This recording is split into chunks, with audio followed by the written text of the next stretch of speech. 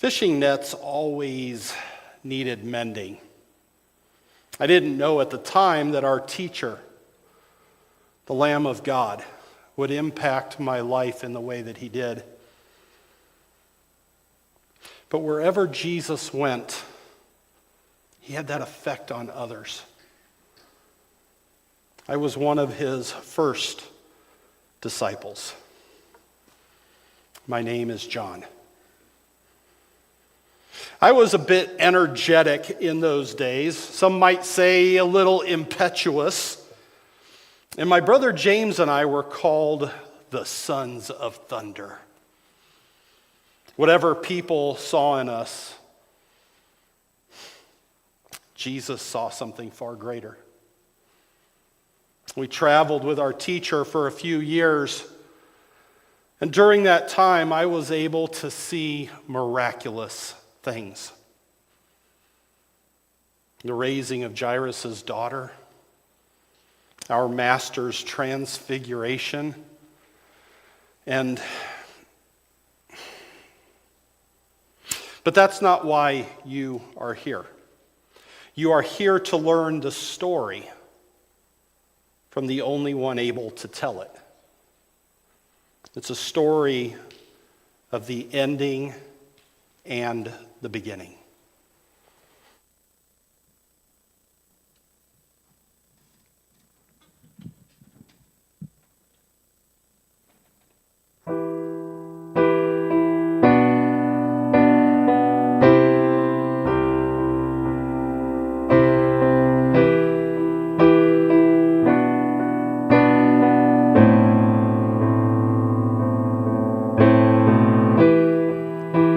Savior, I'm come, quiet my soul. Remember redemption's hill, where your blood was spilled for my ransom. Everything I once held dear, I count it all as lost. Lead me to the cross where your love poured out. Bring me to my knees, Lord, I lay me down. Rid me of myself, I belong to you. Lead me to the cross.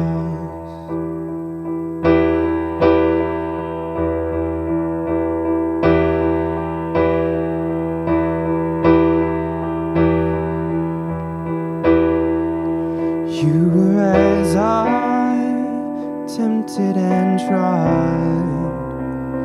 You were human. The Word became flesh, for my sin and death. Now you're buried.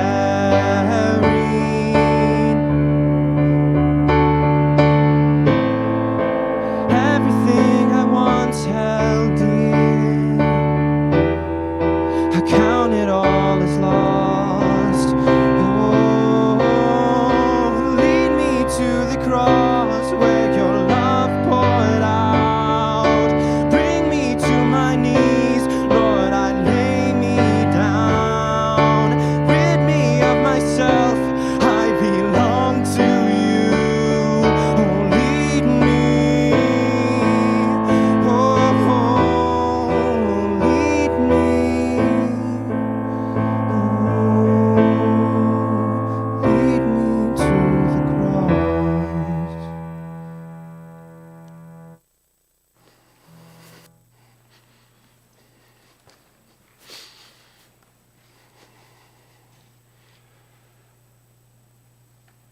He told us,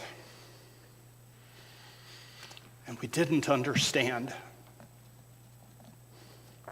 He said, when you have lifted up the Son of Man, then you will realize that I am He. and that I do nothing on my own, but I speak these things as the Father instructed me. So much truth was shared with us, and still we didn't understand. Time seemed to stand still for those last few weeks. Eventually, we would walk from Jericho to Jerusalem, stopping first at Bethany. Bethany. Talk about a crazy place. We knew Jesus was close to Lazarus, Mary, Martha. And it seemed something was different after Lazarus was raised from the dead. But that night at dinner, when Mary anointed Jesus with perfume, it felt like something truly had changed. I could feel, I don't know. It was as though I was part of a story that had already taken place. And Jesus' words, again with the words, she bought it so she might keep it for the day of my burial. You always have the poor with you, but you do not always have me.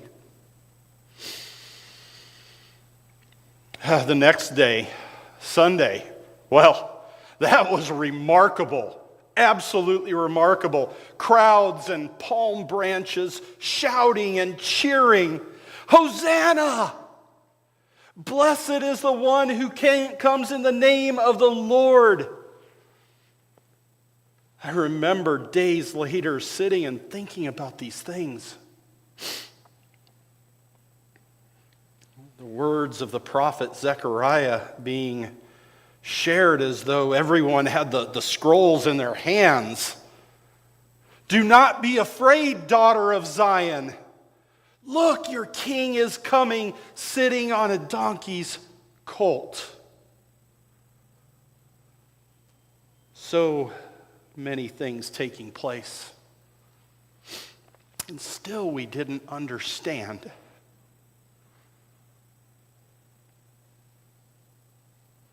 You and I have heard the words of Simon Peter, one of Jesus' disciples, the one who would travel with Jesus, learn from Jesus, proclaim the truth of who Jesus was, and deny Jesus before others.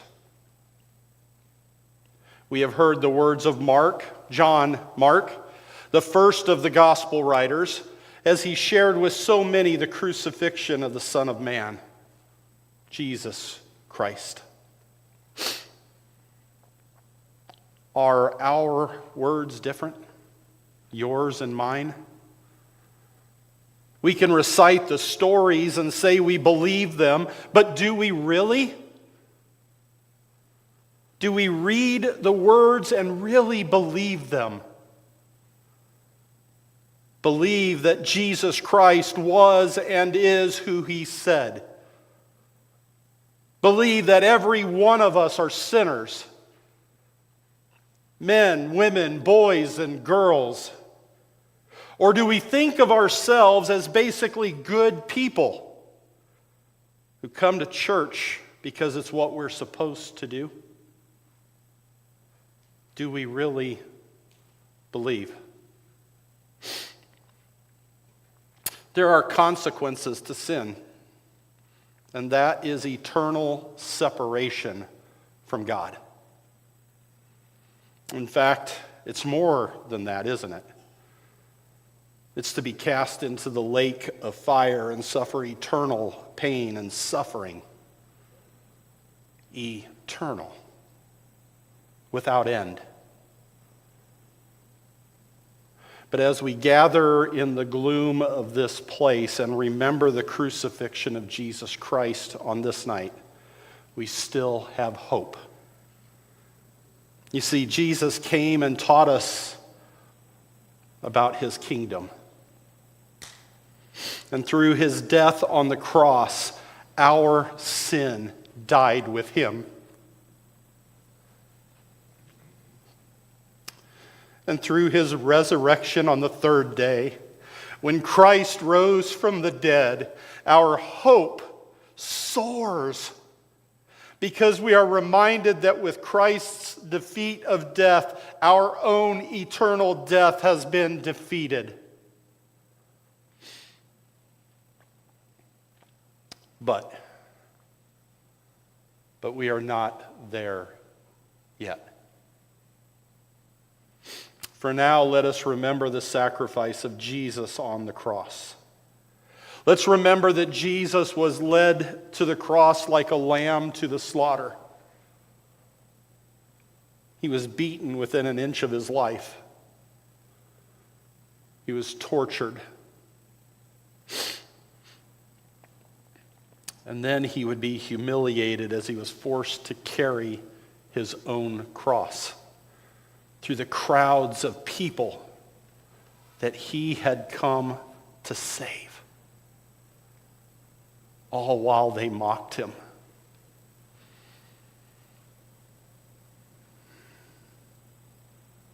And finally, Jesus Christ, God's chosen one, would be nailed to beams of wood and be hung on a lonely hill to suffer even more.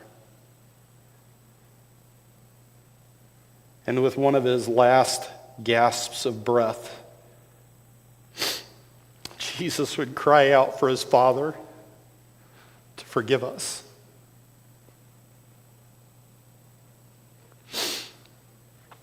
My guess is that none of us deserves what Jesus did for us. None. It was Thursday night.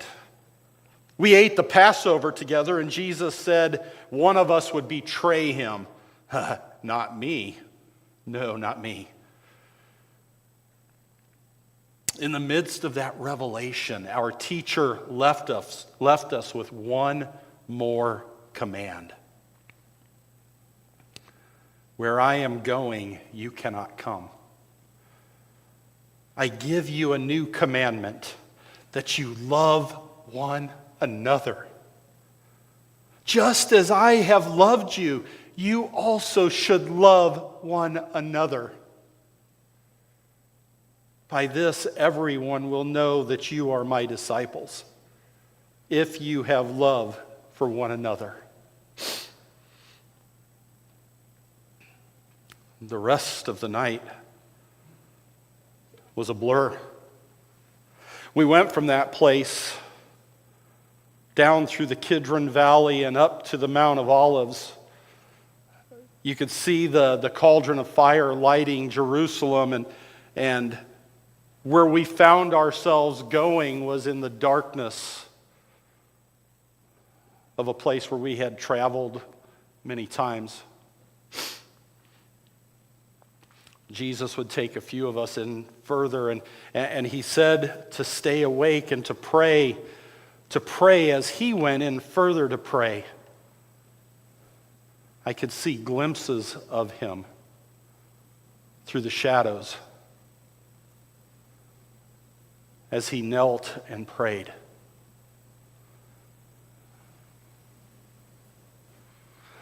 Then, eventually, the racket, the sounds would come. We could hear metal on metal. We could hear armor. We could hear swords being drawn. And I never thought I would see this. We always knew that it would be a risk. But they came to arrest Jesus. They came to arrest him. For what? He had done nothing wrong. And these men would come and they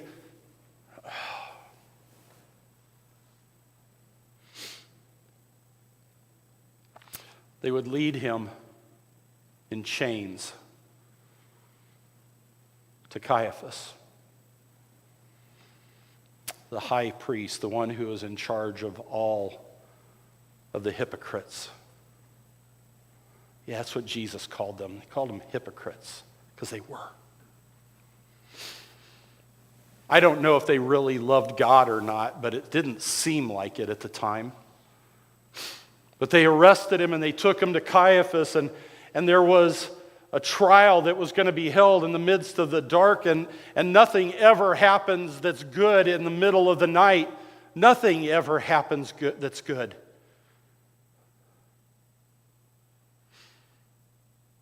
I was in the courtyard, and I could see Peter standing just outside. So I asked for him to be let in.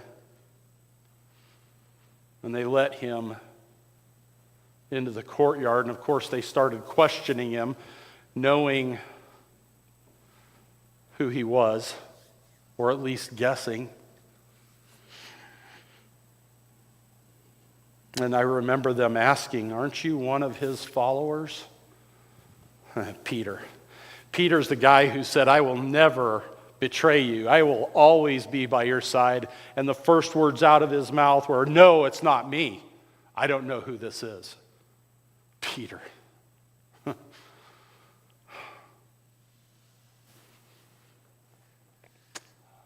What a mockery of a trial. What a mockery of a trial. And then I don't understand even now. I just don't get it. The very next day, judgment was pronounced on our teacher. They found him guilty. Guilty for what? For proclaiming the kingdom? For healing the sick? But they found him guilty. Jesus was crucified between two thieves. He did nothing wrong. And still,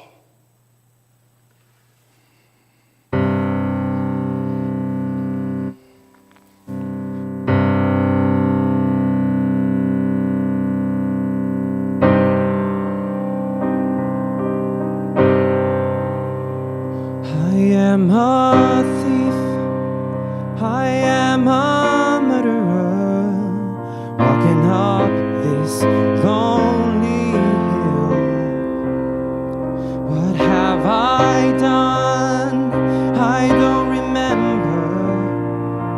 No one knows just how I feel. And I know that my time is coming soon. Now I am here, this destination. I guess things work for the best. And I know that my time is coming soon. Who is this man beside me? They call him King of the Jews. They don't believe he's the Messiah, but somehow I know that it's true. They laugh at him with mockery and beat him till he bleeds. They nail him to the rugged cross and raise him. Oh, they raise him next to me.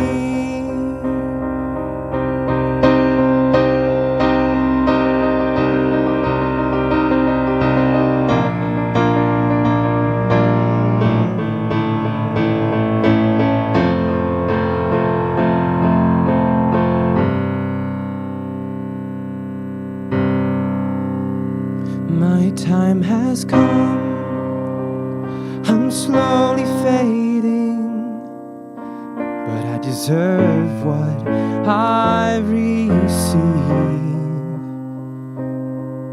Jesus, when you are in your kingdom, could you please remember me?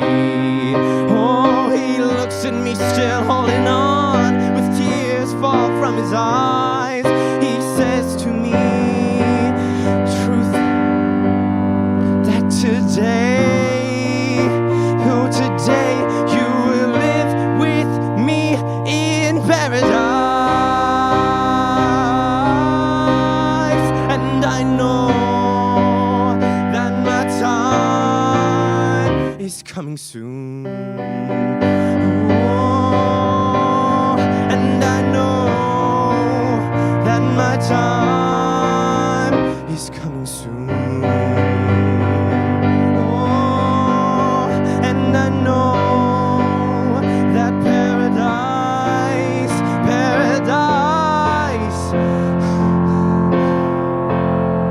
is coming soon.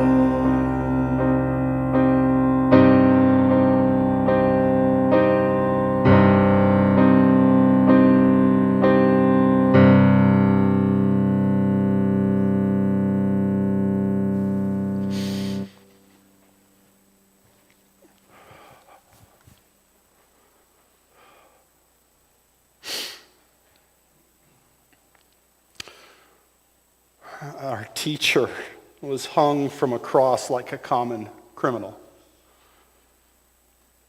I felt empty, defeated. I still don't really understand it all, but he tried to tell us. Yeah, he tried to tell us. Like many other things, we didn't understand. And he tried, and he tried, and he tried again to tell us. Then I felt his eyes on me. As I looked up. As I looked up at him, I felt his eyes on me.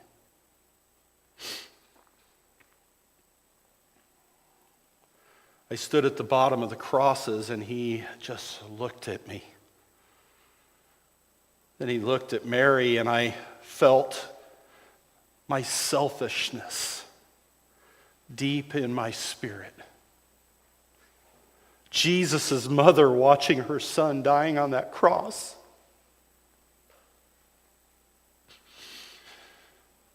It was then that he broke me. He said, "Woman, here is your son."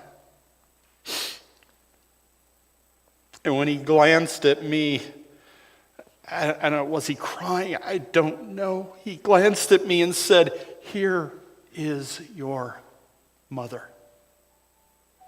Here is your mother."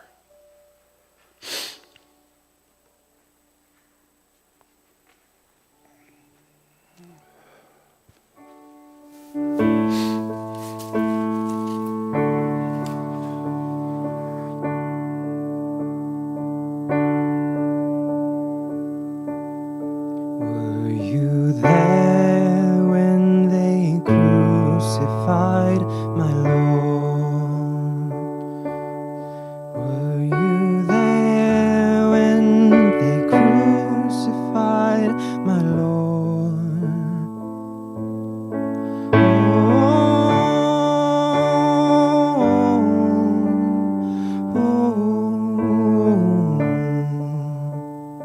Sometimes it causes me to tremble, tremble, tremble. Were you there when they crucified my Lord? Were you there when they nailed him to the tree? Were you there when they nailed him to the tree? Oh, oh, oh, oh. Sometimes it causes me to tremble, tremble, tremble. Were you there when they nailed him to the tree? Were you there when they laid him in the tomb? Were you there when they laid him in the tomb? Oh, oh, oh. Sometimes it causes me to tremble, tremble. Were you there when they laid him in the tomb?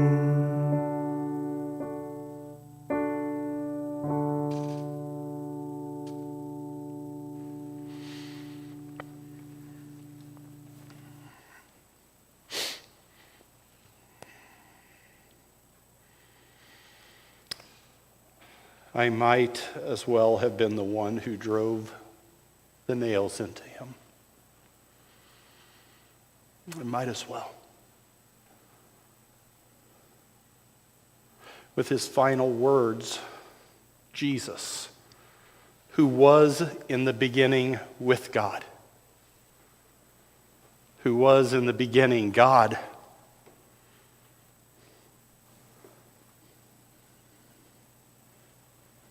he simply looked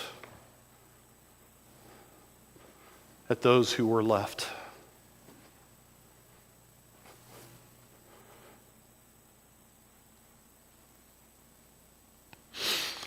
And he said,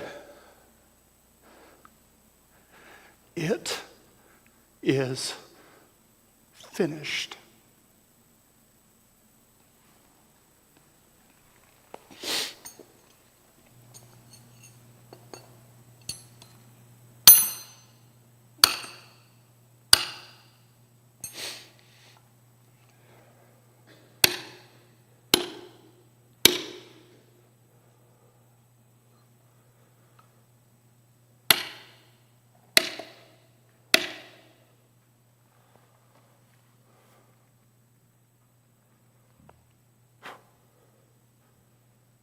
And he breathed his last.